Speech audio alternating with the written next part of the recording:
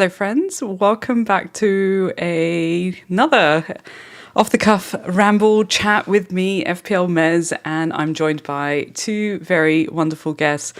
Ryan from Chatbox, Football Chatbox. Although I noticed you've changed your handle now, so Chatbox Oh, Extra. no, but it's still Football Chatbox. Chatbox Extra is just my second channel. Um, Oh, and okay. when I went to change my handle on X, Football Chatbox was already taken. So I was like, let me just put the second channel handle and just keep that. Fair enough. So I've got the wonderful Ryan and also Petersen from one of my favorite podcasts, FPL SideNet podcast. Both Australian content creators and FPL managers. Ryan and I both are in Sydney. Pete, you're in Melbourne, and there I was complaining about how cold it was in Sydney. I know. I was trying not to laugh. That's okay. You tell me how cold it is in Sydney. Cool. Yeah, I have like this on top. It's Hey, you cold. know what? All jokes aside, I've actually got an electric blanket on my lap because it's so cold, honestly. Like, okay, I'm not going to complain too much about the weather, but I was in the UK a few weeks ago, and I'm still adjusting to the climate over here. So it's been a bit of an adjustment. I think when I left the UK, it was about 30 degrees that day, Oh, and I think I got almost a week of really good, consistent weather, and came back to something like, I think the day I returned and the evening, it was about 10 degrees or something like that, or 12 degrees outside. So it's been a bit of an adjustment, and our apartments and houses are not built to keep the heat in. So anyway, it's all right. And yeah, I shouldn't complain too much because Pete, you've got definitely got cooler climates over there. But thank you so much, yeah. guys, for jumping on I guess the first stream for me in pre-season as well. So, for those that are joining for the first time, I will do a proper separate solo video or something like that, just introducing myself a bit more and the channel and all of that. I think I did that last season as well. But last season I didn't get to do any pre-season time. I was away. I was traveling.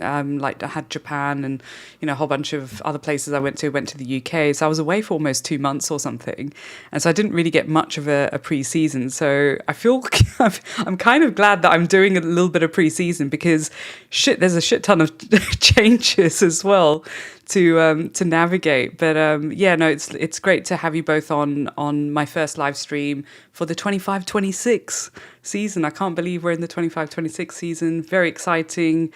Look, as all things off the cuff, it's pretty much going to be off the cuff. We're going to talk about, all the changes, what sort of chaos it sort of brings as well, and, the rule changes. And I feel like there's so much to wrap my head around. And when I messaged you guys about let's jump on a stream, it was a little bit of a selfish thing that I was doing, which was I think these guys might know more than I do. So if I talk to them on a live stream, maybe there's going to be other people and the rest of the community that I can also chat to, and we can learn, a bit together as well. But yeah, so thanks again, guys. I really do appreciate it. We've got a bunch of people in the chat. Thank you so much for being here. I know it's off season, it's pre-season. Really hard to know, who's going to be around. It's 9 p.m. over here, or just gone 9 p.m. over here in Australia. And I think in the UK it's just gone midday, and I completely screwed up the Indian timing, but it's about 4:30 p.m. or just gone over there in India as well. This is not a very friendly time to stream for those that are in America, so I apologize for anyone else that's watching. So thanks for being here. Please do, like the stream if you enjoy it. It's super rambly. It's pretty cash. It's typically me sharing my FPL journey. This is the pre-season, part of the FPL journey, I guess, that I'm going to be on. We're going to talk a little bit about last season and, how things went last season. And we're going to talk about all the things that have just landed in our lap in the last, 5 days or so. So there's been a lot of changes. And as I mentioned, selfishly, I'm hoping that I'm going to learn from these two experts because they're fantastic and they know more than I do. So, I'm just going to say a couple of hellos in the chat. So Dishant, lovely to see you. Thanks again for correcting me on the timing as well. Pabs, lovely to see you in the chat as well. And I'm hoping that I can twist your arm to get you on a stream again soon. And Mohan, really great to see you. Thanks for being a fantastic supporter and friend as well. So, look, I've got a couple of questions for you guys. And, Pete, I'll start with you first. Tell us a little bit about how your last season went and how you're going, and a tiny bit about yourself. I think most people probably know you, those that have tuned in previously. You've been on the show a couple of times now, so tiny bit about yourself. How did last season go for you? Sure. So I am one half of the FPL Sidenet podcast, and I've been doing that with my very good friend Andrew, who lives in New South Wales with you guys. This will be the sixth season of the podcast. So, like I think Ryan, you're up to your sixth season or seventh. Ooh, this is a good question. Now I'll have to go and check because my initial content was on the other channel that I just mentioned at the start. So I need to go and check. So heading into the sixth season of producing content, and it's just been a fun way of catching up with friends, and just it's such a general chit chat show. Like, we don't delve into analytics, we take ourselves very lightly, we crack a lot of jokes, and over the journey that I think I've been playing FPL, this will probably be my 18th or 19th season, I think. So I'm very old, so I've been playing since the Stone Ages, but over the journey, like some really good ranks. And last season was a tricky one. It was sort of half of it was really bad, and then I finished really strongly, and I think I finished 55k. So my last sort of 9 game weeks were just pure fire. I just seemed to do everything right and get a lot of luck. It's basically luck. So I was pretty happy with how that campaign finished up for me. Yeah, that's really good, Pete. Like 55k. I mean, there's many managers that would dream of that. Finishing the season at 55k. So it's brilliant. Yeah. Well done. And I can't believe 18 years. Yeah, I'm hitting my 5th season of playing, and I still feel like a newbie. I feel like I've got a constant learning mindset. And I don't think with there's all been these new changes this season, we all feel like newbies. It's so annoying because I don't think there's been a single season that I've played where it's been like 2 consecutive seasons where there's been fewer changes going on. And so I feel like it's just keeping me on my toes the entire time. But this season, it feels like there's so many changes. So 18. But I guess in the 18 seasons, have there been a change every single year, or is it sort of periodic? To be honest, I can't really. I don't know if it's early Alzheimer's starting to kick in, but I can't remember too far back. But it sort of feels like the last 10 years, like there's just been these gradual little tweaks. But this season definitely feels like the biggest shift in the gameplay. Especially with a few of the things that we'll touch on later. But it's been fun. It's always been about mini leagues with mates and making sure I beat them so they can't make fun of me. Nice, I love it. The major change is probably when they made the wild card, like the 2 wild cards where you had to play one in the first half of the year and the other in the second half of the year. That's the biggest change I can think of, like back in the day. But apart from that, I can't really think of any major ones. That's really interesting. I definitely feel like the last sort of 4 years, especially, there's just been a bunch of changes that they're dropping in. I was like, oh, maybe they do this every year. But it feels like, they've done 18 years worth in this one preseason. So, So Ryan, FPL chat box, tell us a bit about yourself. Ryan, I love that you're on, back on the show a couple of times now. I've been on your show a few times as well. So yeah, it's a very close knit community over here in Australia. So Ryan, yeah, tell us a bit about yourself and also last season, how'd it go? Yeah, so myself, I started not as long in terms of Pete, in terms of FPL content. So I just checked. I started creating content mainly on like FIFA initially, and then created like my earliest FPL video was like in 2019. But then I stopped because trying to get people to talk FPL with wasn't as like possible back in the day. Then I met a few friends who now are part of my co-host on my channel. So I'm a group of five at the moment. In terms of my panel for podcast, and we started since the 2021 season. Since then, I've been creating FPL content. In terms of how last season went, the distant memory that I would like to never touch again. That included Why? relegation, included relegation from the Australian elite. But I will be back after this season. However, you did mention, Mira, like how you mentioned like last season not as much preseason. This season you're getting preseason. I remember I got you on last season just before it started, and Mira had she was like, no idea what's happening. I'm gonna use this live stream to kind of get every information possible, and then Mira goes on to have a stellar season.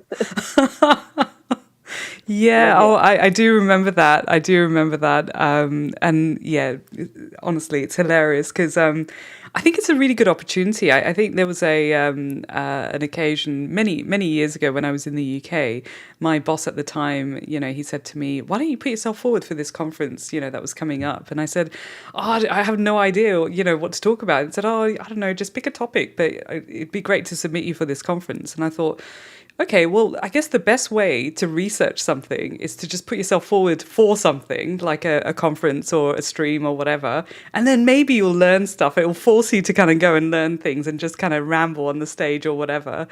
But yeah, since then, I've probably spoken at many conferences and I still do the same thing. I'm like, yeah, I'm just going to pick a topic and just learn about it and wing it and see what happens. But yeah, I think this season, I feel like I had to tune in a little bit earlier, just because there were so many things landing and honestly, it's been cold. There's very little that I want to be doing, and I feel like I don't want to travel for a little while. I've been back and forth between Sydney and London as well for quite some time, and yeah, so I feel, exhausted from the travel. I think I've seen more airport time and London than I have Sydney at the moment in the past sort of 6 months. So I think, yeah, it's good to be back and it's good to be chatting about FPL again. I've definitely missed it as well.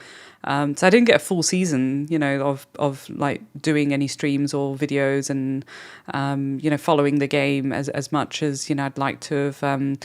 Yeah, it's been a really tough year after losing my dad. So yeah, I think more recently in the last couple of weeks, I've probably felt a little bit more like myself and getting back into the groove of getting into FPL again. Yeah. So yeah, no, thanks again, guys, for jumping on.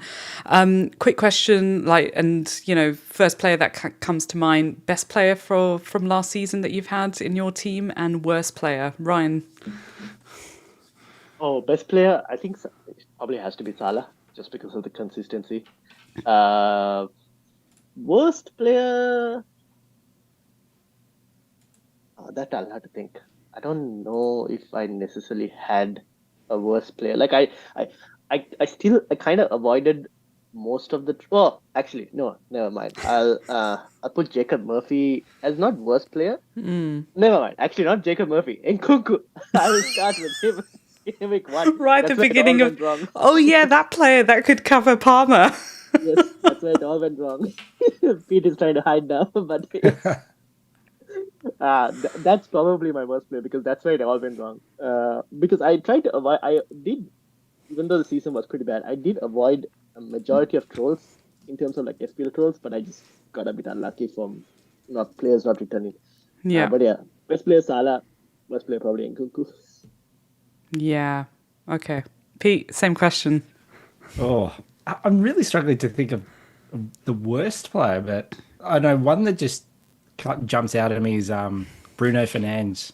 I got him. I took a punt, got him in, captained him for that Leicester game, and he absolutely smashed it that week. And that was like where my season like really turned, and I started to like climb up the ranks. So yeah, even though it was only for like a couple of weeks, I had him, but it Yeah. just the impact it made and the trajectory of my season just completely changed after that. But I'd also give Morgan Rogers a shout out too, because for his price and what he did all season was pretty phenomenal. Yeah. I'm trying to think. So my season last season was it was really good, although it's all relative, isn't it? So I was in the top 10K for, I would say, majority of the season, and without doing any over planning or anything like that.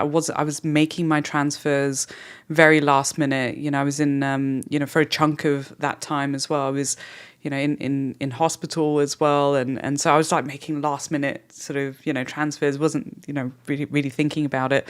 That's when I was playing my best. Just not thinking about it too hard, and just going with gut instinct and not looking at much data. Hardly watched any content as well. But yeah, I spent majority of the season in like top 10K, and then ended up finishing top 26K.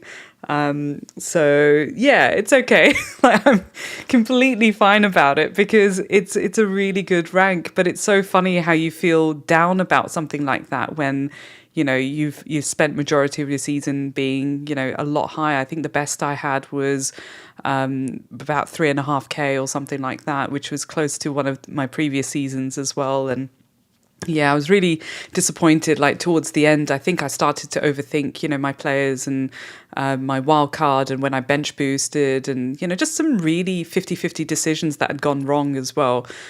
So my best player probably has to be Salah. There was, I just had him at the right times and captained him at the right times. And I think my worst player has to be Asensio, because I had him in my team when he missed 2 penalties, and that was like. That could have been a huge boost to have. But also that was the same, I remember the same game week where, Forest lost their clean sheet in the, like 96th minute or something like that before the whistle went. Like, just seriously, you just couldn't make that shit up. But Asensio has to top it. Like, I'll add special mention, which Sandri mentioned in the chat, Ismail Sarr. oh, Goal Ismail Sarr versus Eze, like game week 30. so many 50-50 decisions. Yeah. So many 50-50 decisions. Yeah. Anyway, so yeah, it was a good season overall. I'm happy with where things landed in general, but yeah, I guess like coming into this season. So before I like jump on the FPL website and try and navigate it, I will have a rant about the UI as well when we get to it. But before we jump there, is there any preparation that you did before the game started? Because obviously I guess any news or any changes to the game started to land for us over here. Actually, it was probably for everyone on Saturday, right? So it's not been that long. Yeah. But prior to that, Ryan, you were creating a lot of content, and I guess following pre-season matches and things like that. And Pete, you've been following Chelsea, I'm sure, in Club World Cup as well. So Ryan, like what sort of preparation have you done ahead of where we are at the moment? Well, so mainly I had a look at like the promoted teams tiny bit. But I think the main prep, which you have now on screen for the defensive contributions, because I went into like yesterday into FPRef, looked at all like last season from all the Premier League players and also Championship, and I ended up creating a video of like defensive contributions. So I have like an Excel sheet now of like which players got like per 90 stats in terms of like who reached the required 10 points for defenders. Or midfielders and forwards, like 12 points, who averages like per 90 at 12 or above. So I've got like a whole list that I've done like research on that. In terms of other preparation, preseason, I haven't fully looked into the preseason games too much, because the early stages of preseason is more like teams play like some of the weaker teams. However, this week is when I think it slightly kicks in, where you see a lot of Premier League teams playing like some bigger teams. I think Arsenal today are playing AC Milan. So I tend to take some of the bigger preseason fixtures a bit more seriously, because I feel like that's a slightly better test than a Nice. team playing a much more easier team for lols and just see like these massive score lines, which is probably not worth it because you don't really learn much from that compared to maybe playing a harder team. Yeah, absolutely. I mean, Liverpool played Preston and Stoke, and obviously, I think the Stoke match wasn't telecasted, but telecasted. It wasn't broadcasted. But yeah, the Preston match was yeah, it was a good match, and you're absolutely right. Whilst I sort of caught the highlights of those matches, I think we're playing AC Milan in Hong Kong on Saturday, so. Yeah, I'll be tuning in for that. I'm really looking forward to it. But yeah, that's really interesting. Like just kind of not paying. It's a good reminder because I think in previous seasons as well, pre-season, looking at the data from pre-season, and there's always going to be like mega threads on, on like X or various other sort of channels if you're following. There'll be mega threads, there'll be lots of data floating around. But I remember like Christopher Nkuku, as you mentioned, Ryan, he had a really good preseason. And so, he was right up there and probably was the buzz, to bring into everyone's teams. And I don't think I started with him, but yeah, I was sort of eyeing him up from a, will he be able to cover Palmer kind of thing. But yeah, it just goes to show you can't really depend on preseason as much as, you'd like to. Yeah, it's more like there are sometimes it works where you get like these really good preseason gems that actually do end up performing. But like last season, I think I fell into too many of those preseason traps of Nkunku. Kwanzaa. I was like, cheap Liverpool center back. Dropped after. Jacob Murphy was another one, but he got hooked. But then his form, I think his preseason form was kind of legit because he did perform after that as well. So that was a bit unlucky in that specific situation. Now we're already seeing on X the new Barco from Brighton or De Kruijper. But like, yeah, that's a good point because Estupinian's gone AC Milan. Is that right? Yeah. Yes. Yeah. Mad. How about you, Pete? Like, what sort of prep have you been doing? Like, I apologize, I've not been able to watch much content in the last sort of couple of weeks or listen to any content. So, have you done a podcast as well? No. Okay. No. I'm in holiday mode now. I was joking before we went to air that I feel like my off season just started last week because Chelsea just finished up at the Club World Cup. So the last 4 or 5 weeks I've been getting up for a lot of those games and losing a lot of sleep. So I sort of just mentally, since last Monday, I just mentally switched off from football. And then Saturday FPL started like doing their mysterious tweets about the rule change, and I was just all in at that point and just trying to follow along. And yeah, I was ready to go. As soon as the game launched, I was ready to go. I had the phone next to me, auto refresh. got that early FPL ID that means absolutely nothing, but for some reason we all Oh my gosh. Oh my gosh. Actually, before we get into that, I'm just going to say a quick hello to everyone in the chat again. Sandri, lovely to have you in the chat as well. And I think I saw Josh in the chat as well. So Josh won the Play Off the Cuff league last season, and I sort of started it halfway through the season or something like that. I think there was only, I don't know, maybe 10 game weeks or something like that to go. So I think this season I do have I've sort of refreshed the league, and I've got the code up on the screen as well, so please do join. I will have a prize this time, and if I do see Josh, Josh is based in Australia. I think he said further down south. I can't remember exactly where now, so not too far from Sydney. So Josh, maybe we can convince you to come to Sydney and meet up, which we hopefully will do, fairly soon as well. Karen, great to have you in the chat. I will totally hit you up to watch the first match of the season and against Bournemouth for Liverpool over here in Sydney again. Looking forward to it. Joseph, lovely to see you in the chat as well. Yelena, fantastic. Thank you for joining. I haven't been able to catch your latest video. I'm looking forward to checking it out as well as I slowly ease my way back into content and FPL FPL land. So yeah, look, game launched. I'm going to just get to. So we're going to chat a little bit about all the changes and stuff like that. But yeah, FPL ID. Let's let's have a quick chat about that. So I was out playing tennis on Monday night. So it launched on Monday, and obviously we didn't know what time it was going to launch. There were still prices being released as well, all these changes, and I'm like, I'm having a busy weekend. I don't even have time for this right now, but sure, I've got time. I'll make time. It's okay. So I'm like slowly wrapping my head around all of this, and I thought, oh no, this means that the game's going to land on Monday or something like that. Shit. And then I'd committed to playing tennis on Monday night for about 2 hours or something. And so I think I was messaging you, Pete. Yeah. Where I was like, I'm going to go and play tennis. I really hope the game doesn't, start or land.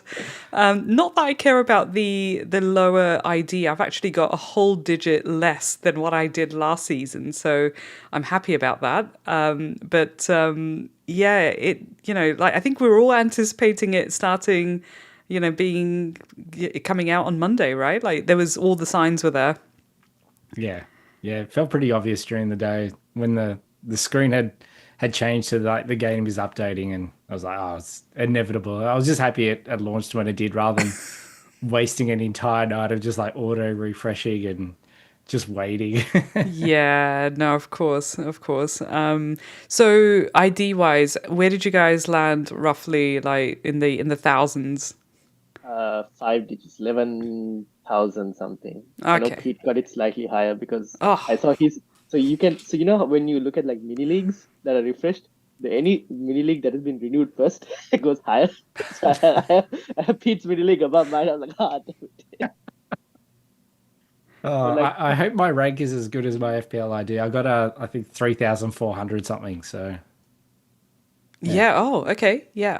Oh, wow. That's pretty great. I ended up, I think it was 27,000 or something like that. But it, like I say, a whole digit less to remember. yeah, I can't remember my PIN card like 4-digit number when I go to the ATMs anymore. But like I'll be able to remember this for the whole 12 months. The amount of times we enter it, and now judging by how many times the website's going to make us authenticate as well. Ryan, your face. I think that says it all. It's probably a good time to have a mini rant about the website as well. Yeah, what do you think, guys? I had my full rant session as soon as like I did my stream of like FPL. I'm like, what in the world is this? What garbage is this? Actually, it was even worse because I like the login in every single moment. I actually don't trust myself to find this page again. So I'm here, but I don't trust myself to find the page. So if I go to the home page, I'm even now I'm like, and there's so many, like I'm loving going on X and just having a look at how many people are just lost in trying to find the FPL ID. Where do I find my rank history? All these things, right? It's so funny. Yeah, that was me today asking Ryan, hey, do you know where I can find my rank history? I thought I'd lost 18 years worth of stuff. Yeah, like even here, I'm here, but I guess I need to go... fantasy and gaming. Yeah, there you go. Yeah, okay, so I'm in there, Fantasy Premier League. So here...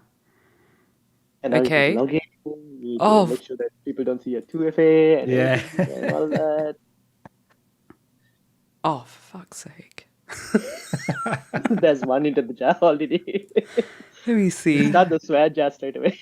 So annoying. Oh shit, where's my phone? This Have is like a drink every time Mira swears. You know what? I'm not even drinking. I'm having peppermint tea. That's how cold I am. All right, let's do this. It's fine. We'll change.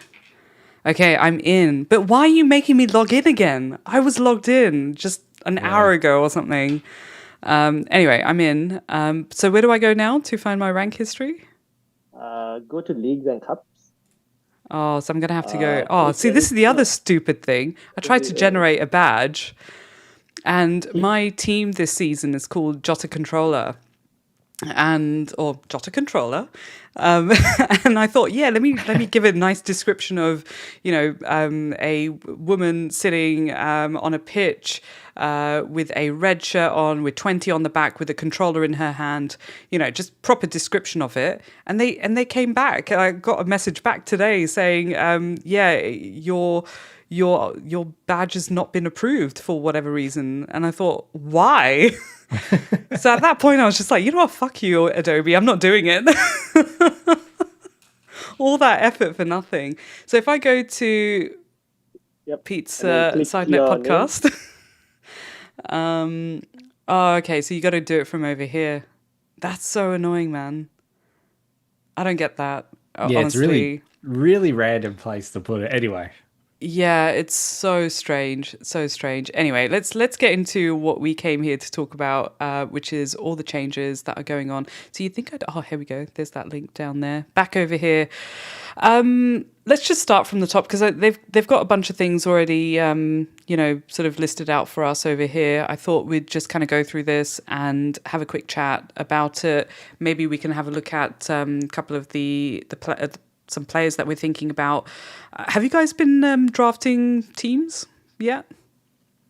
I was told to do a draft on stream, so I did one.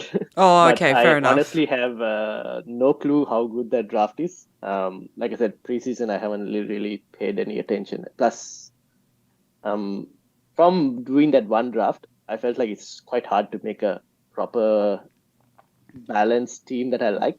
Yeah. Unless you're willing to sacrifice a few premiums.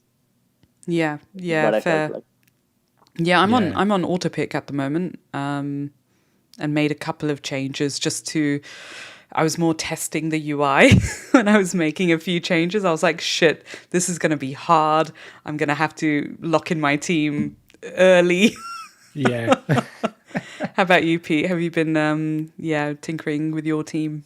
Not really tinkering. I did have the autofill team for about 24 hours. Then last night for 5 minutes, I was like, I like this guy, I like that guy, I like this guy. And then I sort of left it at that. But every preseason, I like to do a whole squad of hyphenated named players just to see if you can do like a whole squad just for fun. So although back in the day, it was easier with like Loftus-Cheek, Hudson-Odoi, Ward-Prowse, Alexander-Arnold. So yeah. Oh, yeah. He's not going to be here this season.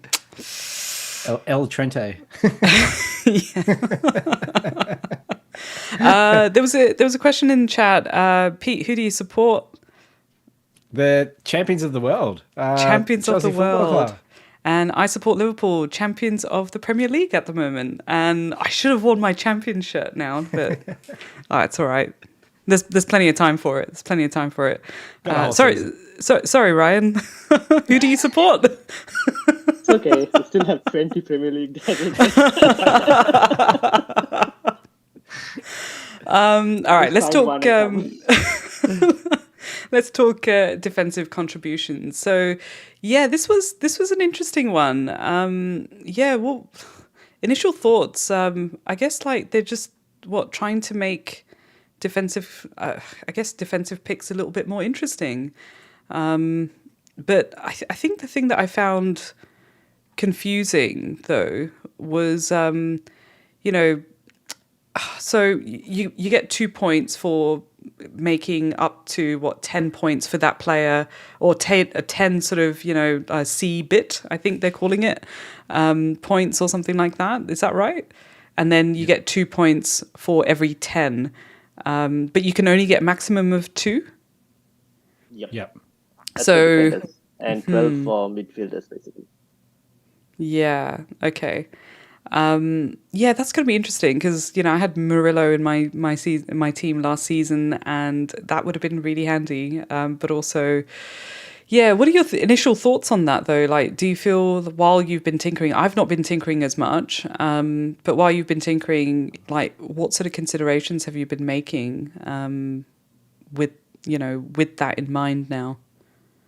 So these were some of the examples that they made, like Tarkowski and Caicedo, and I think Murillo is the only one that I'm like, oh yeah, I wouldn't mind him in my team. You want to go, Pete, or should I? I'll let you go first, seeing as you just dropped Okay. a video about it too. Oh yeah. Yeah. So based on what I have done research wise, I like it first of all the change because it increases the player pool a bit more. It also raises the flow of points that you would probably get instead of you getting like a 2-pointer most cases, like it's either clean sheet or a 2-pointer. Now there's a chance that you can get like a 4-pointer potentially, even if they lose their clean sheet, which is not too bad actually, I would say. Yeah. The other thing now, obviously, I also had Murillo last season. He's a really good option in this specific one, where I can probably give you the data. So Murillo would average, based on this, per 90, at least 11.5 in terms of he'll reach, like about Yeah. 11.5 of that combination per 90.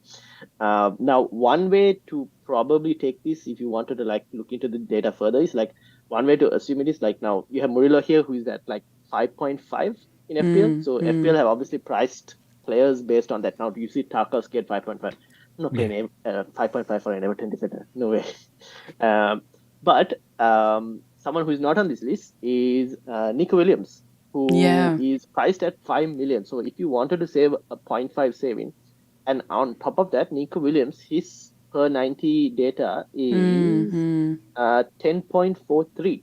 So he also manages to meet that baseline. Now, that doesn't mean that he's going to get 2 points every single game because per 90 it'll average out. But in majority of games, your chances of him getting that extra 2 points is pretty high. Yeah, okay. There's obviously bonus points changes as well that have kind of benefited centre backs a bit more as well now. Because last season they just got destroyed effectively. Now it's kind of like balanced back again a bit. Yeah. The other thing that this has done now for midfielders as well is you have recoveries added onto that as well, which makes a few players really good. Now, obviously, Caicedo is on this list. He's a huge ball-winning monster, I would say, because Caicedo, if I can find his data... Pete should know this, top of his head. He's he gets 13.47. So the minimum requirement is like 12, and he reaches it in most games, basically 13.47. Casemiro had 17.46 per 90. Oh, wow. Yeah. So one other way to kind of take this is like teams that don't have the ball too much are probably going to do a lot more defending, and are probably going to see their players being able to achieve this a bit more higher. Teams that have the ball a lot, like City, are probably not going to have too many players that would reach this value. Whether that's defenders or even midfielders. For like City, their biggest midfielder that, let me see, Manchester City. I think it was like you had Bernardo Silva and Kovacic. Kovacic was the main one in terms of the City player, but he had only like 10.16. So kind of under the required 12 for a midfielder. Yeah. So that's one way of looking at it, where you go, okay, so teams that like City and all are not going to get it as much. The only situations they could get it in is the big games where possession is kind of split, and you'll have situations where they have to win the ball back quite often. In most cases, so those situations you could target fixtures one way to try and see, okay, I could probably benefit from this. Bruno Fernandes is another one that benefits quite a lot from this. He'll end up becoming like a 200-point player compared to last season where he did 176. And now if he's going to be playing a bit more deeper as well, which means he's probably going to achieve a bit more, add to that on top of his like bonus points ability, he becomes like last season, even without attacking returns, he could get bonus points. So he goes from like a 3 or 4 point player to now a 6 point player potentially without any attacking returns. Yeah, wow. So that makes him a really good option, which is why he's gotten a price rise as well, even though United did pretty bad. So I think FPL have priced some players accordingly based on that situation. So yeah, it does increase the player pool. The question is, most cases people are going to use this as improving their 4th or 5th defender and improving maybe their 7th and 8th attackers potentially. Forwards don't even bother. They don't do enough to... No. Yeah. It's only Gabriel Jesus that was like close, but even then, not enough. Yeah. How about you, Pete? Like, have you been sort of eyeing up? I guess this makes it so that, I mean, a lot of people need to look at the data now, for that. I'm not sure. I haven't looked at the FPL website enough to enjoy it, but also to go and see where, where I can look at that data specifically, and how to interpret that data as well. So I guess for for the casual, customer, like how are they going to find this information or make use of it? No idea.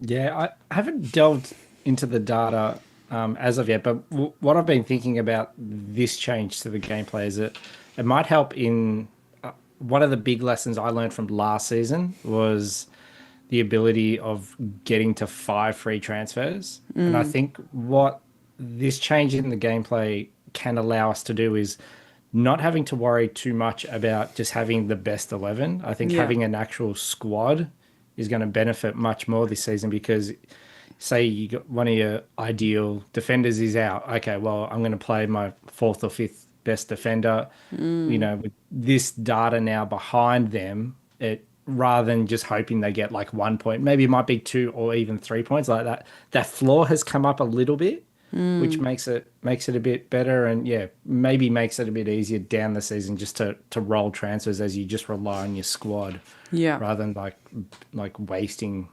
transfers in that. But I thought it was a little bit cheeky of FPL like pricing up quite a few players on the back of this. Like if you had before this rule change, if you had mentioned Tarkowski is going to be 5.5 million, you would have been like, what? Like, hold on. What are you seeing that I'm not? But that was one of the first things I did when the game was live, and after I did the autofill team, blah blah blah. I just had to look through various players' pricing. I thought, okay, they've priced it accordingly, which makes it a bit more of a challenge for us. But but even at 5.5, I'm thinking if the maximum out for this new change, right? Like if the maximum points that he's going to get is an extra 2, is he still worth 5.5?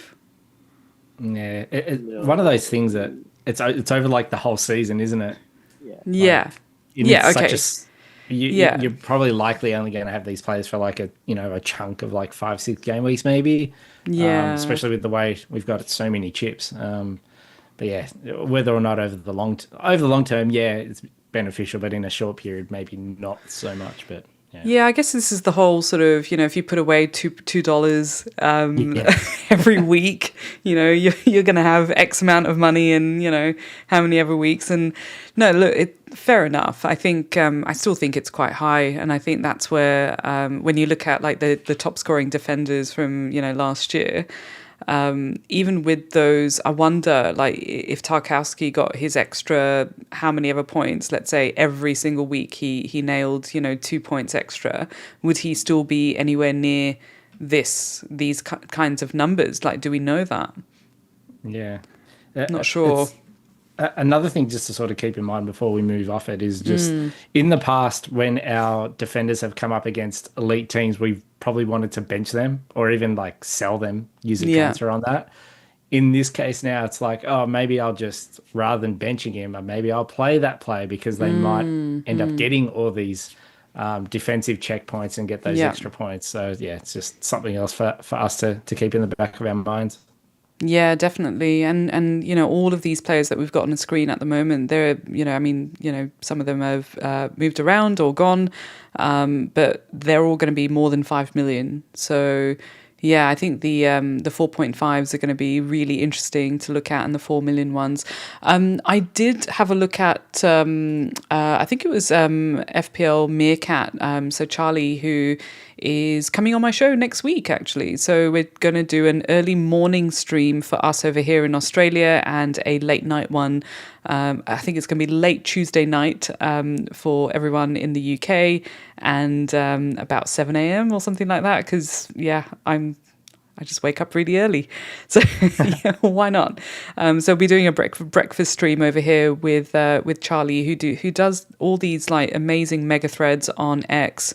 But he also does, predicted like lineups and stuff like that. So this was really interesting, like what he did here. So, he basically has put this data together. I'll let you guys, go off and have a look at it in a bit more detail. But the too long didn't read sort of version of it is he's put all this data into his own sort of, charts. And what he's done is he's just gone through like who would be worth kind of bringing in. So we're looking for the diamonds and the greens and maybe the yellow dots there. But you can see here from, team by team, Arsenal, I'm thinking, do I, maybe, and this is where like putting aside this new rule change, right? I'm thinking, yeah, maybe I do want like a Gabriel or Saliba. I've got a love-hate relationship with Gabriel, so I might even go there again. Who knows? Tempting fate for him to get, injured again there.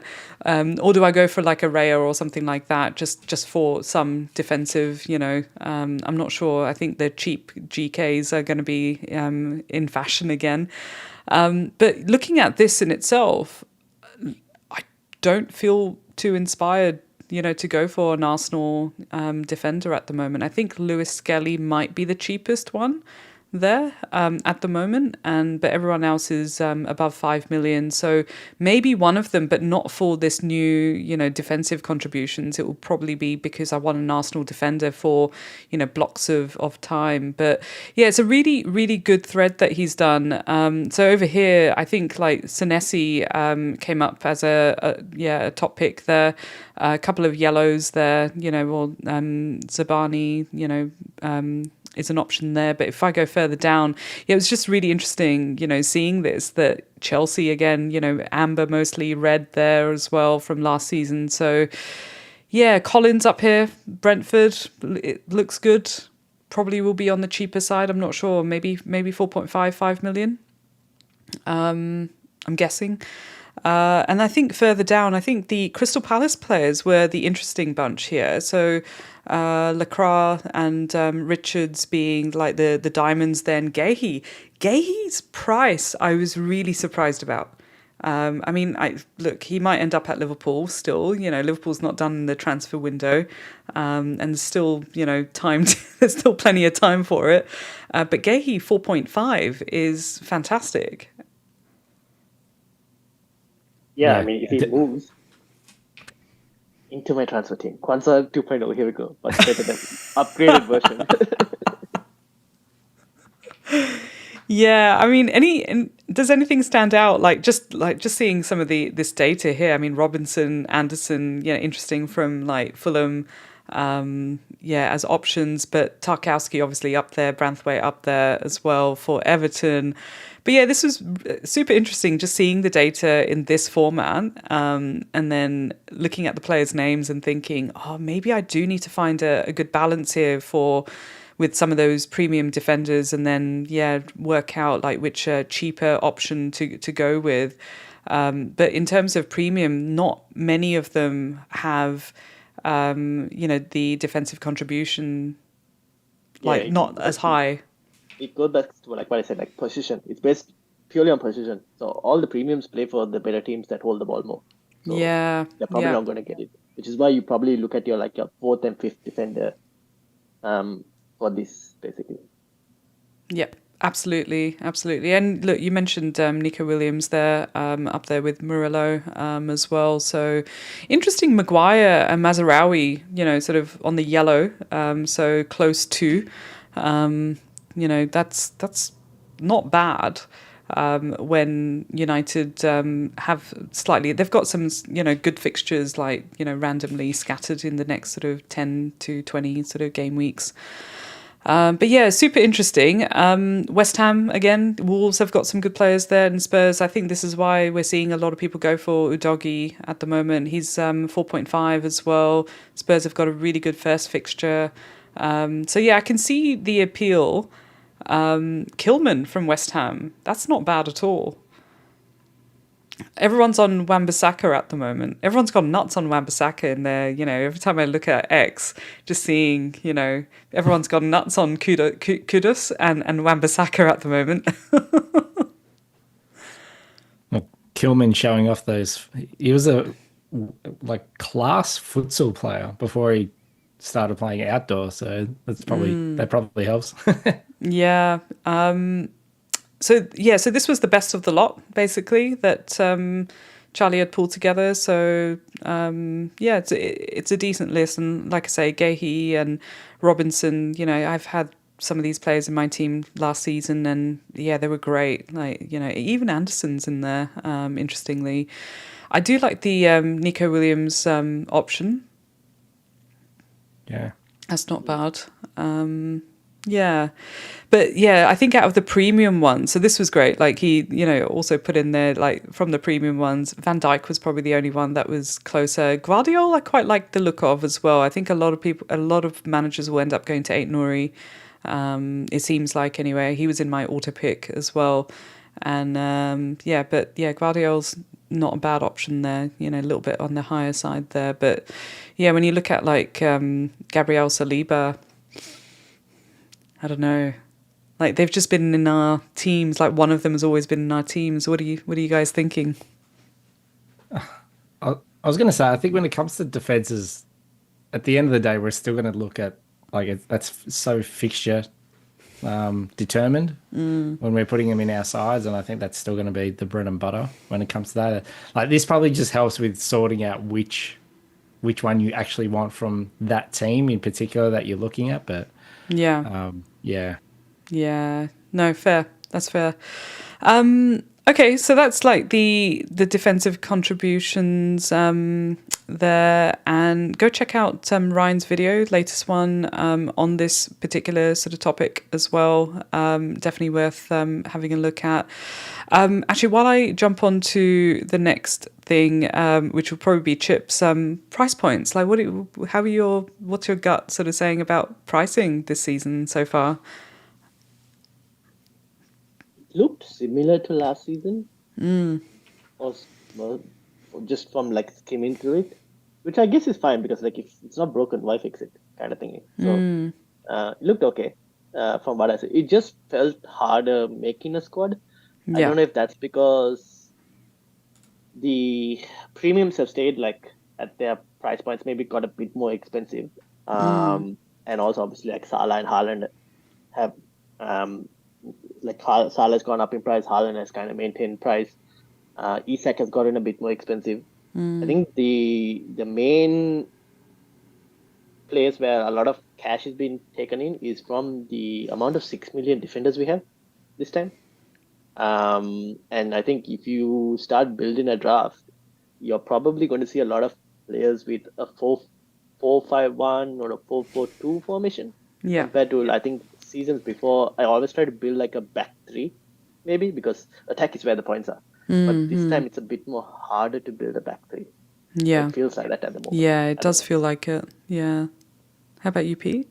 Yeah, at initial glance, it just looks like the midfield is probably where it's going to be the hardest for managers because there's not that real plethora of like cheap options or cheap options that we're familiar with yet. I suppose as the weeks go on, as we head into the season, we sort of do a bit more research about, especially the promoted teams. That's probably where the value is. But I mean, we say this every season. Every season there's a cheap player that comes through. Last season was Rodgers, was Palmer the one before that. I'm sure there's another one like waiting in the wings this season that we can all jump on. But yeah, it sort of feels like below 6 million in the midfield is just, there's nothing, which makes it just a little bit tricky.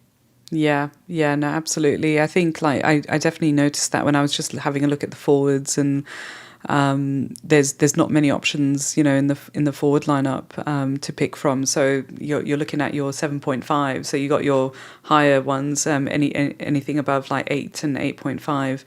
And the obvious picks really Isak and Haaland, of course, and Bowen up there for 8.5. But then you got a whole flurry of 7.5s, and then it drops down to about 6.5. There's a few like Strand Larsen, And then you've got like really not much, so this is where I'm going to need to look into the 5.5. Like, I know a lot of Beto has been floating around in a few teams that I've been seeing, and I'm like, do I really want to go there? It's the same. It's a shame that and Jai is now that he's had a positional change. So he's a midfielder now, which is kind of annoying. But there's not many options under 6.5.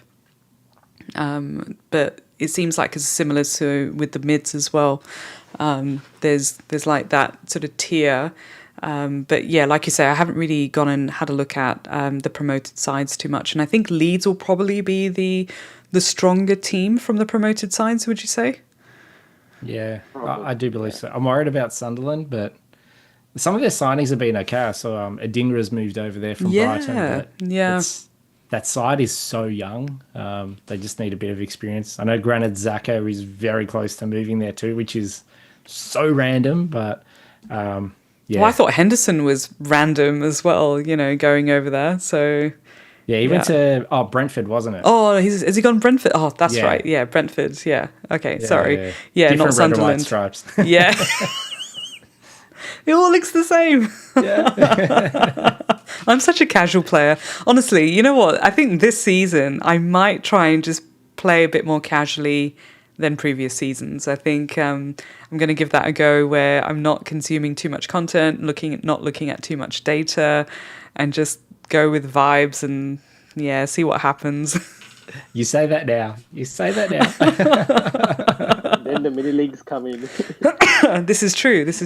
And Colm sent a nice reminder in the chat as well. There's 20-something one of ish of you watching the stream. Please do hit like if you like this sort of conversational type of content. It's pretty much like what most of my videos and streams are like, usually following my journey and having some fantastic guests on, not just from Australia, but from the UK, from the States. I've actually from all over the place now.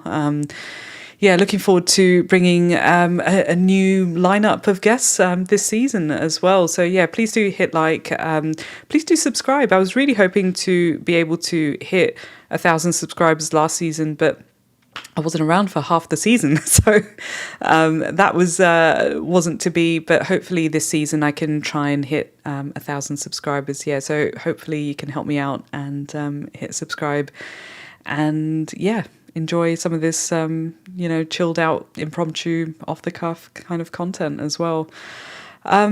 So 2 sets of chips. How are we feeling about that, Pete? What do you reckon? At first, when I saw it, I was like, I wasn't that happy with it. But then, chips are fun. It's a fun game, so it probably just makes things a little bit more. I'll use that word "fun" again, but. Yeah, it's probably it's not really for us. It's for like your mates that are in your mini league that don't really do anything.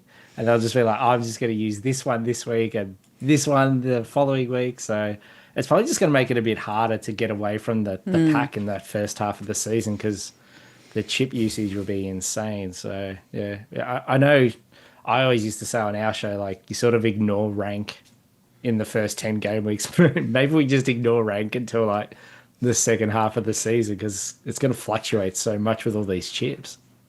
The variance will be high. Yeah. At least we don't have a system manager chip this season. So I think if this is the trade-off for that, then I'm all for it. Yeah, I really wish, like, with the assistant manager one, I feel like that had a lot of potential, but I wish that they'd let you switch it off, and just cancel the whole 3 weeks or whatever. But once you activated it, that was it. You're activated, and you can't use any other chips in that time as well. And a lot of people didn't realize that, you can't play it in 2 weeks before the end of the season as well. Or you're not benefiting from it anyway, if you could play it. So yeah, it's a little bit sort of wasted, but I agree. I feel a little bit, indifferent about the doubling of the chips. I mean, it's okay, but I'm not like a fan of a couple of those chips anyway. So things like, bench boost, not really a fan of. There is someone in chat, so Frostbolter, who asked a question kind of related. So was half looking at a bench boost in game week 1, but not looking good post that unless I want to do a wildcard 2 or something drastic. What's your approach? Thoughts on this approach? Yeah, we don't necessarily need to answer that particular question, but yeah, just bench boost. Game week 1, get it out the way. This, I guess, like right now, this is kind of a wild card, isn't it? And so you could bench boost and then wild card in a few game weeks time or something like that. But there's just too many chips. I think it's going to be tricky, and like you say, Ryan, there's going to be a lot of variance, and yeah, it's going to be hard. Or not. Well, this makes starting strong really like way more important, probably, I would say, because trying to catch up after that is going to be a bit more challenging. So ideally, a good start could help. But I don't know. It's fun. Sometimes more chips are also fun. Apart from the bench boost chip, which I hate, but like all the other chips are fine. I don't mind it actually. We'll see. Yeah, I think the bench boost one, it's never fared well for me. Like every season that I've played now, and it's just not been great. I think I've had like 7 points, 5 points, something like that.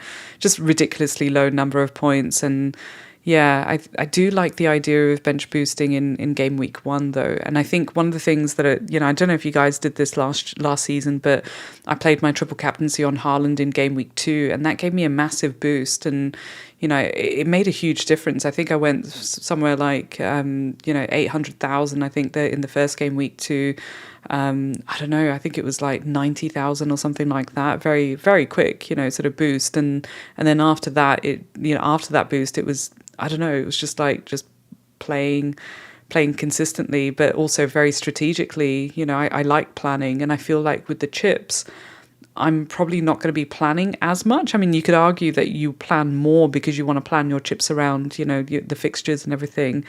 But I'm not sure. Like if I'm going to need to, just play on the fly a little bit as well. Yeah, I'm really for the bench boost. I've always wanted to do it anyway, do a bench boosting in game week 1, and this is sort of like the best opportunity I may get to do that, because when we're most likely not going to get any doubles in the first half of the season, and you got to use it in a week. So I know I'm thinking I might as well use it game week 1, because at least I can build a side for that. And a lot of us tend to wildcard early-ish in the season. Like once we get past that first international break after like game week 3, 4, 5, historically that's usually when I activate the first wildcard. So, if you put together a decent side that you're bench boosting, you're probably going to have a good squad that can just tick over a few weeks, get to that first international break, and you may not even have to wildcard. A couple of transfers might do the trick. Yeah, like Josh just mentioned, bench boost, game week 15 to 19 is probably better just to have a better team value by then. Yeah, that's true. That's fair. Yeah. But also, I mean, I guess it depends when you're thinking about wildcarding. Like I haven't really gone in started to have a look at where good time would be to wildcard, and haven't really been drafting as much, and probably going to cover some of that conversation as well with Charlie next week. Gives me a bit of time to kind of get across where my planning. So my board is a little bit empty here. The only post-it note that I've got on my board at the moment is, FPL is back, baby. That's the only post-it note I've put up on my planning board at the moment. I had a look at wildcard 12 potentially, or wildcard 7 maybe even. Looked okay just at a glance. It just depends when you want to wildcard, and I just don't want to hold that much value on my bench. And I think that's where planning, or maybe just not over planning it, and just bench boosting when it feels right. Yeah. I haven't researched to an answer. Yeah, no, fair. And look, there's still a couple of weeks to go. I'm going to jump to the assist rule. Did you? Yeah. Who wants to go and talk about this one? Changes to the assist rule. Ryan? Good change. I think it's a good change. Yeah. Because it makes things a bit more clearer, potentially. Now it's more of like as long as there's one deflection, the goal scorer and the next person to score is the goal scorer. Like then the person who is supposed to get the assist will get the assist. There's a few they still like that outside the box thingy, but I don't think that's too much of an issue. I think it's a much needed change. So Yeah. I'm kind of happy with it. I don't mind it. Yeah. No, I think so too. Generally speaking, I don't mind it. Yeah, Pete, points are fun, so it's just made it easier to get points. And yeah, we've all got those horror stories. I clearly remember Isaac a couple of seasons ago, like dribbling all along the wing, cutting in, putting in a perfect cross, and it got like the slightest of deflections, and he never got the assist for it. And it was just something that I ranted about a lot on our show. That was like 2 years ago. Yeah, I know it's such a pain, isn't it?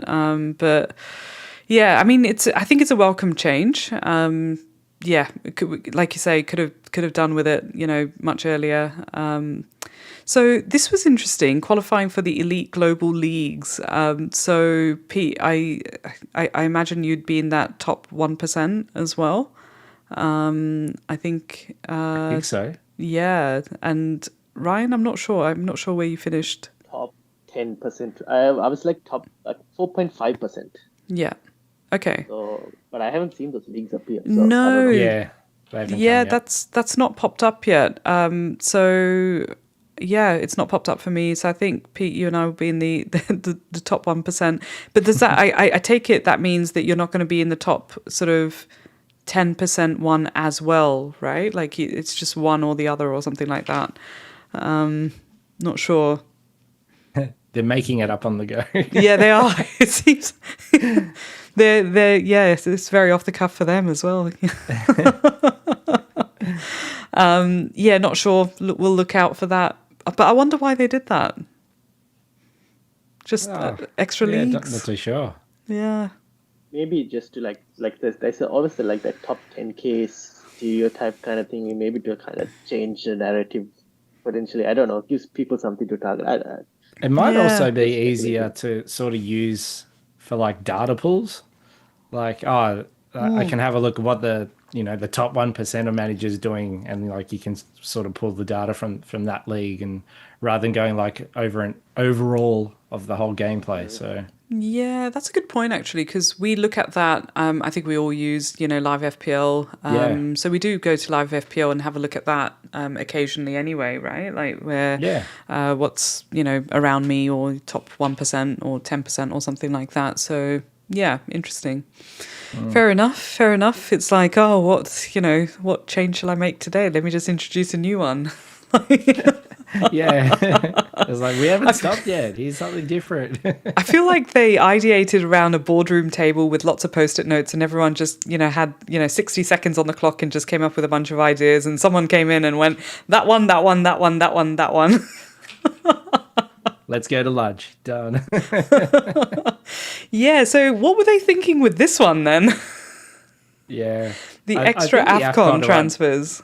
Yeah, the AFCON one is definitely one that I think most engaged managers probably finds slightly annoying. It sort of takes the advantage of planning. Like a lot of engaged managers would plan for this. And I sort of think about it in terms of like last season, where I made gains in a lot of my mini leagues where I was struggling was that when it came to the part of the season where there was the blanks and the doubles, a lot of my mini league managers weren't really aware of what was coming up on the horizon, whereas like managers like us were. So you're able to like plan for that in the lead up rather than it coming and it hits you like a truck. This, you can just, get hit by the truck and wake up and you got 5 new transfers to manage it. So, yeah. Yeah. It's like a get out of jail card for a lot of people. But on the same hand, like engaged managers will probably find a really good way to use it. So, Yeah. No, that's true. Probably carry the transfers. Yeah. Potentially. I don't know. actually, that's a really good point. Are we going to be able to roll over 5 transfers again? Oh yeah, that we can. That's staying, Yeah. right? Yeah. Okay. Yeah, that's staying. Yeah. I'm not sure. Like, honestly, I'm not a fan of this. I'm not kidding when I say I think I'm going to play casually this year because I don't think I need to plan that much. Like, and watch me have like the worst season ever. Yeah, it just feels like you don't need to plan as much. With 5 free transfers, that's insane. I mean, I understand if it was like 2 or 3 or something like that. Yeah, okay, fair. Because but 5. Just make sure you use your transfers before game week 15. Otherwise, you don't get the maximum benefit from it. Yeah.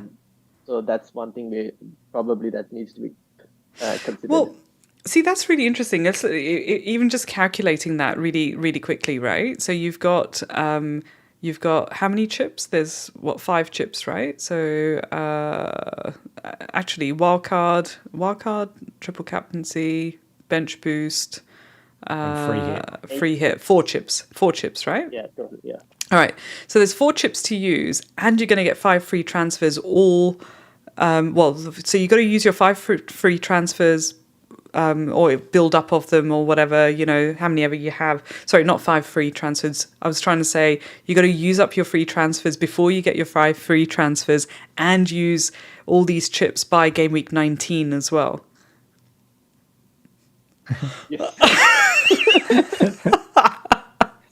It sort of feels like that this season feels like the World Cup 22 year, where we got the unlimited transfers on the back of the World Cup, and you could effectively split up that FPL season into like quarters with the way that you could use your chips. So you could just attack the game for 9-week slots. And it feels like that this season too, with the amount of chips and stuff, if you plan appropriately. And like this AFCON thing, I mean, it's basically a chip. Five transfers you get in one game week. That feels like a chip. But yeah, you can really like plan out your season and just go on the attack for the majority of the season. Yeah, definitely. Probably my least favorite change there. Bonus point system. I think we touched on that ever so slightly, but yeah, again, it's happy with that change as well.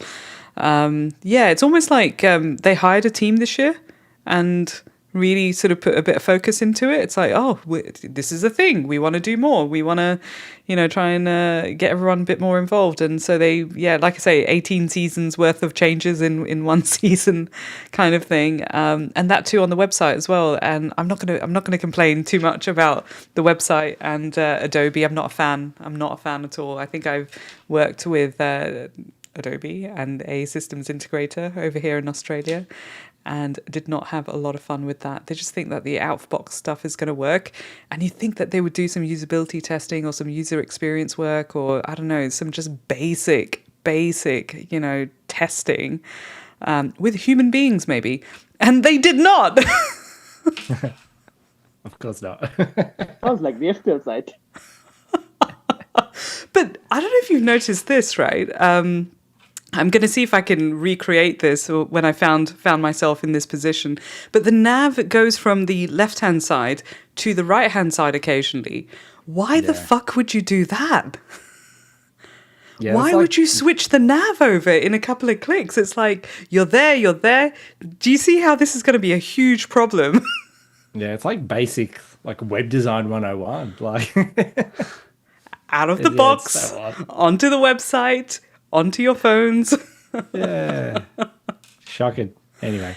But I mean, the gameplay changes, a lot of that's on the back of probably Mark Southern's been at the Premier League now, working with them. But yeah, the AFCON one feels like the marketing manager got involved at the last minute and was just like, hey, I got this great idea. And Mark's just like, no. The engagement metrics. We need to get people. Like, I know, I work in the design industry, and every time I do like a brand meeting with someone, and the amount of times I hear the word disrupt, I'm sure the Oh marketing yeah. guys come in and be like, "How do we disrupt the That's game?" It's just like, but oh, I Pete, hate that word. that's the new edgy. Can you make it edgy? Yeah, oh, Can edgy. I've started to hear that, but yeah, yeah. My boss says disrupt all the time. He's not listening, but says it all the time. It's like, oh, Yeah, no, that's just a hard pass. We'll take a bunch of questions. I think we'll while we're getting some questions up on in the chat as well. I think I saw a few along the way. I'll see if I can dig through and find them. So Jack asked a question about who's the locked player for your teams. So I'm still on auto pick, but I did bring a few players in just to have a play around and just try and gauge, how hard is this going to be. So I brought in Salah, just because Salah, yeah, locked and loaded to go. Yeah, how about you guys? No one? Too early? I don't know. No one's locked in your team yet. I mean, what happens if Salah Touchwood gets injured? Ryan, we're I'm all going to getting pretend Holland. you did not say that. Okay, but we're probably Salah only. Like, I know I'm going to like start with him as a premium. Yeah. But everyone else is like kind of up for grabs. Like, I have like I don't know. It just depends on like because I made a draft one where like I had no City players at one point, and I was like, oh, do I really want no City players? And because Marmoush has now moved to a midfielder as well, so that's another position change. And then I was looking at I think Pete might know a bit more, but like in terms of Reinders as an Yeah, option, Oh yeah. who because he had like 10 goals and 4 assists in Serie A last season. yeah, 5.5 looks like a more. I was looking at like SofaScore City in terms of the Club World Cup, and he's played the last couple of games. So looks at least what I hope is a somewhat nailed player in a Pep team that is most of the players are like not nailed. So Yeah. I'm wondering whether there is some value there from him. The only thing again with like City defensive contributions, not really that great. I went and checked Reinders, his defensive contributions, not that great as well. So and that's in Syria. So I'm not really sure, but what to expect. But I mean, he could be an option potentially. Ryan Chakri is another nicely priced option, but minutes is a problem. Yeah. So there are like all of these question marks on certain players. Gyökeres, what price will he come in at? Is he better to get? Can he cover Saka? I don't know. Maybe, depending on the price he comes in at. Yeah. So there are all of those questions because like game week 2, you probably want an Arsenal captain potentially, Yeah. and then that's where you go. It's either Saka or maybe Gyökeres potentially. Yeah. Saka is a bit too expensive at this moment. I feel like I don't know. Yeah. Yeah. Yeah. Interesting about Saka. It's same with Saka and Palmer at the moment. Actually, Pete, it'd be really good to get your perspective on this. So, Chelsea players, obviously they've just had Club World Cup, haven't really had a rest. And, you mentioned earlier when we were chatting that, the pre-season period has just really now started properly for Chelsea. But yeah, are you going to have Chelsea players starting in your team, do you think, at the moment, given that they've not really had a rest? yeah. So I know they're back. They're playing 2 friendlies before the season starts against Milan and Bayer Leverkusen. So I know that's basically like a week and a bit before the season starts. That's basically when they're all coming back because they all have to have holidays now. So they effectively use the Club World Cup as their pre-season, even though it was still part of last season. So it's just basically been the benefit of players like João Pedro, who's bedded in amazingly well from the get-go, and even Delap.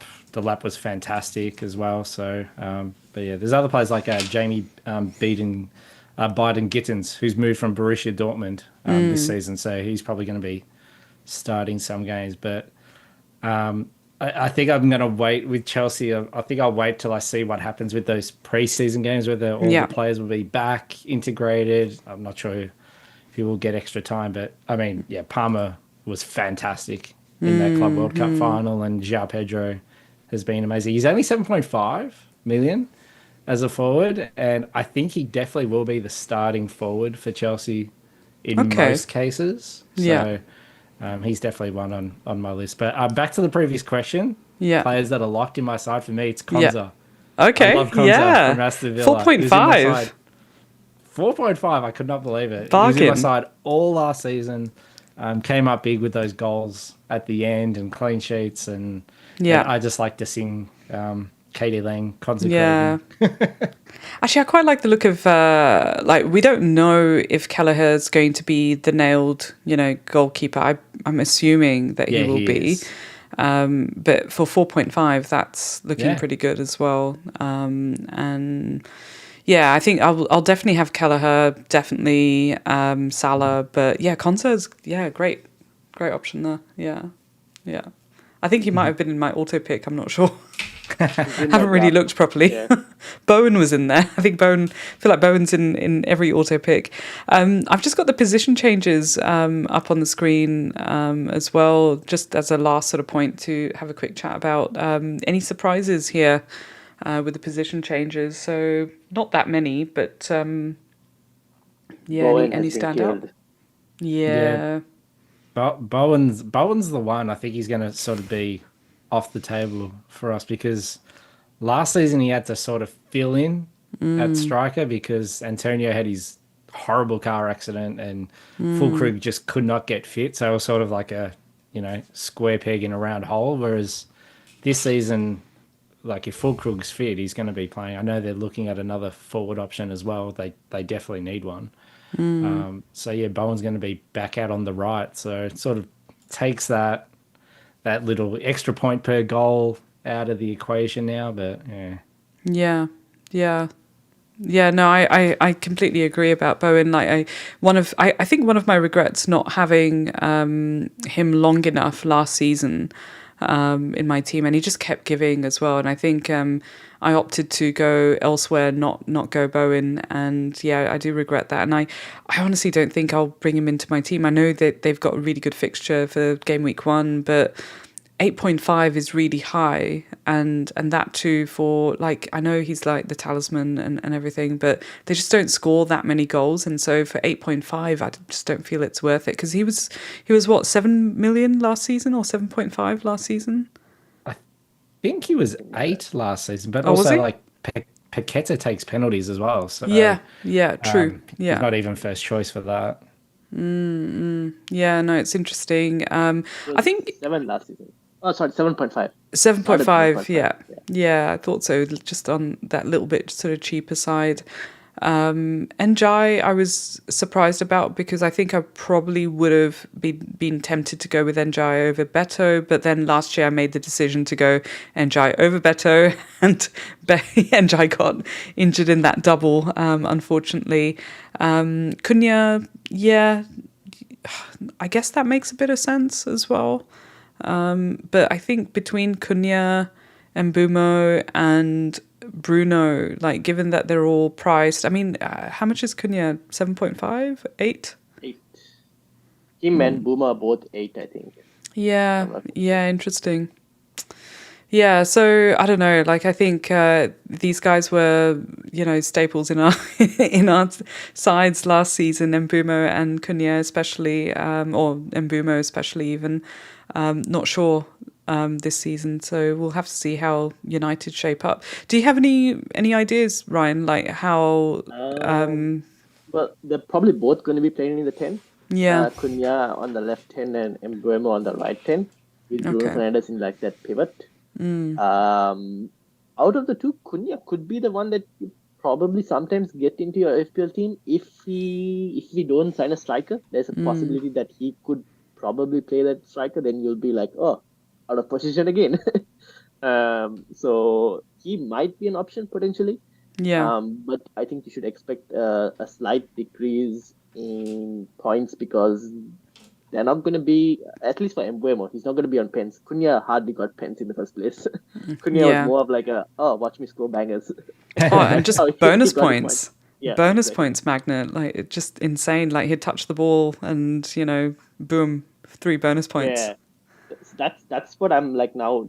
Now I'm like, ooh, both of them were bonus points Yeah, magnets, and yeah, they've now come into a team where a bigger bonus point magnet exists in Bruno Fernandes. yeah. So I actually don't know what to kind of, from a FPL point of view, how it's going to shape up. I have to wait and see. Yeah. Yeah, no, it's going to be interesting, definitely.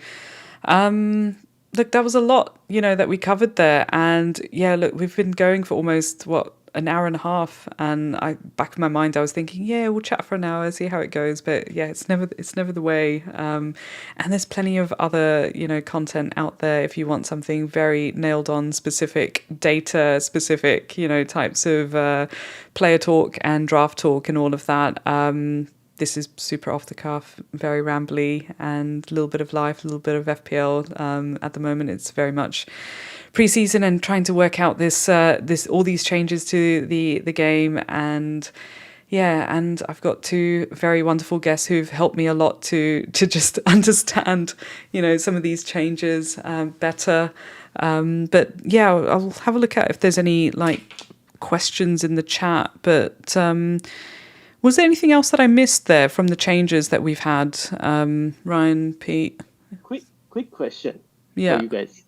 Will you start with an Arsenal defender given their starting fixtures?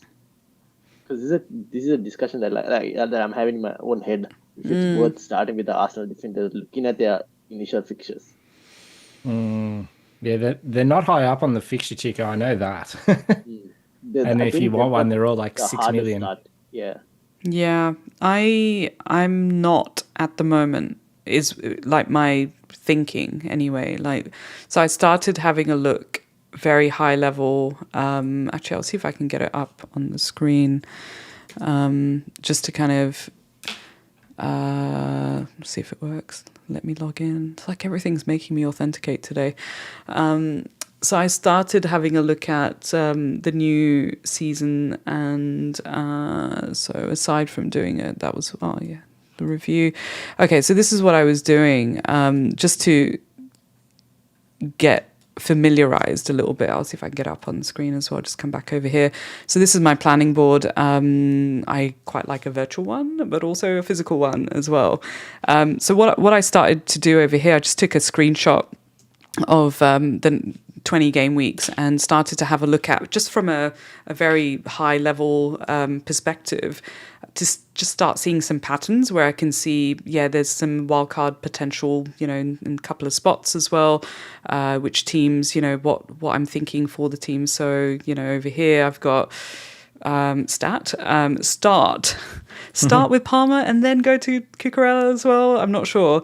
But yeah, I started to kind of just have a look at some zones of, players that I could bring in. And I've put like this blue kind of outline on it at the moment. And looking at Arsenal, I'd be tempted, but not so much. And then, I was using this as a way of kind of just zoning in on 5 game weeks or 4 game weeks, because I quite like planning 4 game weeks at a time. So it just gives me a way of doing a quick scan and just having a look. So if you look at the first sort of 4 game weeks, honestly, I'd say no. I probably wouldn't personally.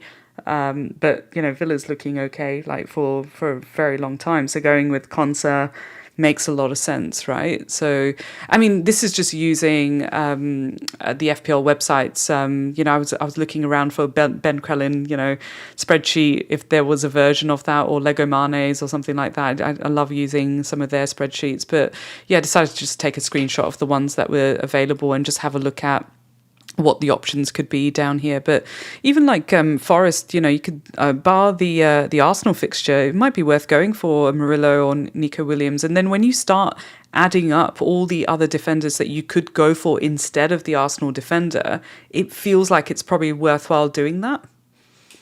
Yeah, that's why I'm kind of wondering, because the initial fixtures, I go, ooh, clean sheet, not really sure. I saw Rob T put a chart where Arsenal were pretty high up for clean sheet projections, but when I look at those fixtures, I go, are they really going to keep clean sheet? I don't know. Maybe with more preseason games, we'll see how they do. Might change later, but yeah. Yeah. Yeah, I'm not sure. I just think that there's other options, and even with the goalkeepers, right? Like, I remember sort of having Raya last season, and now I'm thinking I'm just going to go for two cheap goalkeepers and just stick with that and hope for the best. And I know Darlow seems like he's nailed. It seems like I was listening to. Andy Murray on the wire just briefly, and I think I managed to catch the bit where he was talking about Leeds. He's a Leeds supporter, and he was talking about how they might have mispriced Darlow and Meslier. So it seems like Darlow's going to be the nailed keeper at 4 million. So that's not bad at all. And when you look at Leeds fixtures, they're not terrible. I mean, they've got Arsenal in game week 2, and Newcastle in 3, but after that, it's all right. Like, they've got Fulham, Wolves, they've got Bournemouth, Tottenham. So yeah, a couple of options there. I haven't done the rotations yet. I haven't really looked at if I go for Kelleher and Darlow, what does that look like? But then I think West Ham also have a good run down here as well. So where I've got the other the blue outline down here, that's decent again. So yeah, there's quite a few options when you start looking at it. I think it's just fitting in all the players that we really, really want in the new pricing that FPL have got now, which I think is really, really good, in grand scheme of things. I've not tried too much to fit everyone in and see what it looks like, and because I'm trying to not tinker with it too much. I know I'll start obsessing over it. So I'm going to give it another 2 weeks. Yeah. A week, maybe. See how I go. Yeah. All the preseason games will be done on the weekend, like the main preseason games. Yeah. So you can just chill this week. Yeah, you're right. But if you look at Chelsea there, right up until game week 12, other than the Liverpool fixture, which could be like 1-1 or something, it'd be crazy not to have at least one Chelsea player. Yeah, I also like the Spurs fixtures, but we'll get a better look at Spurs in the lead up to the start of the season, because they'll be playing the UEFA Super Cup against PSG. So yeah. Yeah. But yeah, I think game week 12, so this is where, like earlier when I was saying game week 12, wild card potentially, you can see there's like just a sea of green, like if you look at it from just afar. So it does like flip over for some of these teams, especially like Fulham, Liverpool, of course. And so it's not a terrible time to be wildcarding around here, but you could also go a little bit earlier as well, potentially.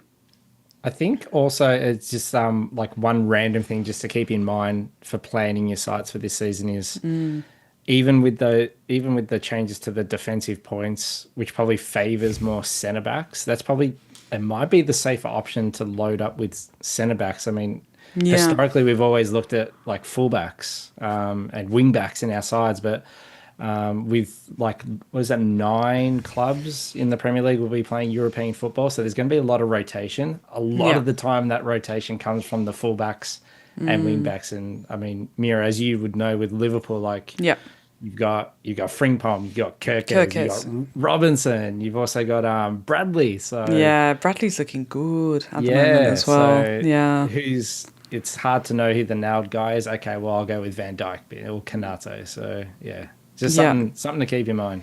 Yeah, and Frostbolter just made a really good point. While we're talking about like the wildcard 12, ish, but he just said, if you wildcard 12, then you can, feel free to burn off the remaining transfers in game week 15, and then get the AFCON top up in game week 16. So yeah, it's really good suggestion. Lots of stuff to think about. But yeah, I thought I'd just pop that up there, like as a how my planning is going at the moment. So I quite like doing like just this high level view at the moment. And then what I'll do is just kind of zone in on 4 game weeks, 5 game weeks at a time, and probably use my physical board for it, because then I can write down players and be doing that. If I'm working from home, it's quite handy. I'll be in a random meeting and I'll be like, oh yeah, I just had a random thought. Let me just chuck that on there. The convenience. I think when I go into the office, it's going to be a bit of a struggle. I'm not sure if I'm going to be able to transport the board, with me. Just take it on the train with you. Just don't mind me. I'm just carrying my big post-it note already. All right. So look, I think we've gone long enough. Doesn't seem like there's many questions in the chat. I couldn't find some of the later ones. If you do have questions, you have a minute or so to just kind of pop them in. But thank you so much to everyone in the chat that's tuned in, especially there's 30-something of you watching. Please do like and subscribe. Really do appreciate you being here. Part of pre-season. It's the first time I'm doing any pre-season content like this. I might do a poll later, probably just on the channel or something like that, if there's any different type of content that you'd like to see from my channel, especially. Maybe, if I have a bit more time for it, maybe I'll try. So there's a couple of questions coming in. But yeah, please do hit like, please do hit subscribe. Going to try and hit about 1,000 subscribers this season. That would be great. I'm about 220 from the looks of things, or 230 or something like that out. Manawa is asking Mbumo or Cunha. Have to wait and see. Have to wait and see. Yeah, that's fair. Thoughts on Marmouche from Curran? Yeah. Yeah. I like good it. Thoughts. Yeah. Yeah, for 7.5, right? Yeah. That's not bad. 8.5. Oh, 8.5, was he? 8.5. 8.5. Yeah. Oh, so. damn it. Okay. But again, wait and see, because he didn't play Club World Cup, right? He didn't start, from what I saw. Yeah. So Yeah. it's City rotation. Yeah. No, fair. Frostbolter, is this going to be a regular podcast this year? Yes. It was supposed to be last year, but my father passed away and I was in the UK for 3 and a bit months, which disrupted a good chunk of my season. But life happens. And so, I'm back though and looking forward to doing more content this season. So this will be the 3rd year of Off the Cuff. And yeah, it's on a podcast as well. So you can find, I'll put this up on the podcast as well. So you can watch it on YouTube, but also listen to it on the podcast. But yeah, I'll definitely make sure it's a bit more consistent. Got FPL Meerkat coming on the show next week. So that's Charlie on X. He does amazing threads and lots of, team, guessing the team, that, what do you call it? Lineups. It's not even coming to my head. It's getting late over here. That's probably why. So yeah, hopefully it'll be a regular podcast and also content that I'll be sharing with you guys. Anything else? Bench boost posts. So FPL Shane, bench boost posts game week 16 looks good to spread the Salah cash. Yeah, I think so. Yeah, potentially. And Karen's just like thinking Salah, Wirtz, Palmer, Marmouche, and Kudus. Why is everyone going for Kudus right now? Like, what's that about? I think we need to answer that question before we go. 6.5. Is that why? But he didn't really see that much action. He had a good debut in the first preseason game for Spurs too. So yeah, okay. Flavour of the week. Yeah, it's like Nkunku for this season. Or is that João Pedro? No, we know João Pedro's, I won't stand for any João Pedro slander on this stream. I will leave. He's a world champion. Fair enough. All right, look, that's it, folks. Thank you so much. Really appreciate everyone joining. Hit like, hit subscribe. Pete, any plugins for you? No, I think we're going to be back in a week or two with our podcast. So still enjoying the break, but nice. Good luck to everyone out there with all the tinkering. Have lots of fun. Yeah, awesome. Ryan, over to you. I think I'll be doing a stream on Saturday, just like a rate my just people sharing the drafts and then just going through it. That's basically it. But yeah, in terms of podcast, probably in August potentially. Yeah. In my half my team is away on travels. So yeah. Yeah, they're slacking. That's not good. It's fine. All right. Well, look, thank you so much, guys. Really appreciate it. And yeah, hopefully I'll catch you all of you next week. I don't think I'll be doing any content in between. It will just be getting a bunch of guests on between now and the start of the season. So yeah, I will try and post that as soon as possible when I get Meerkat next week on the show. So yeah, take it easy, enjoy the break, happy tinkering. Yeah, go have a bit of fun with your squad. I will start doing that next week, especially. Take care, everyone. Thanks again. Ciao.